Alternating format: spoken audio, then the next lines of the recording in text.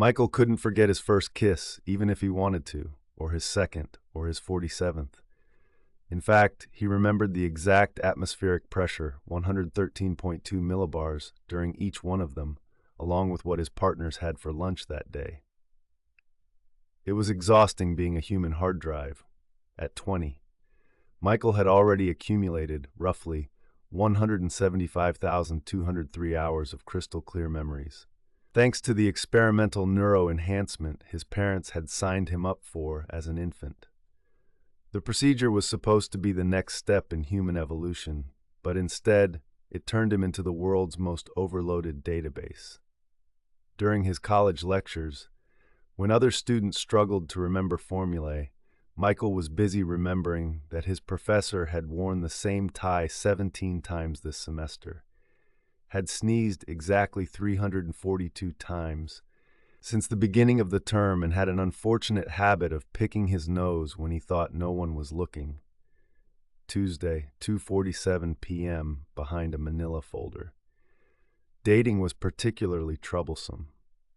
His current girlfriend Sarah dumped him last week after he helpfully pointed out that she had used the phrase, like, literally, 2,847 times during their 3-month relationship, and that her laugh had increased by 2.3 decibels since they started dating, probably due to the confidence boost from their relationship, he'd explained. Even his therapist gave up on him. Michael, she had said during the last session, March 15th, 3:42 p.m., her left shoe had a scuff mark. "You need to learn to let things go. That's a problem," he replied. "I remember our first session where you told me exactly the same thing, and our second and our 15th. I also remember you've given this advice to at least 7 other patients. These walls are surprisingly thin." The only person who seemed to appreciate this condition was his grandmother, who had dementia. During his visit, she'd ask him to recall every detail of her wedding day, which he'd seen in the video exactly once.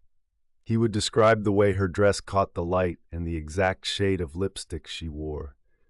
Revlon's Fire and Ice discontinued in 1987, and how his grandfather had stumbled over the word cherish in his vows.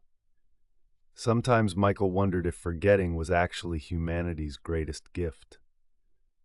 After all, who would want to remember the exact number of times they'd failed their driving test? 4. The precise duration of the most embarrassing moment, 3 minutes and 42 seconds, or the complete lyrics to every advert jingle they'd ever heard. But then again, Michael also remembered every smile, every kind word, and every moment of joy with perfect clarity, although he had to admit those memories took up significantly less storage space.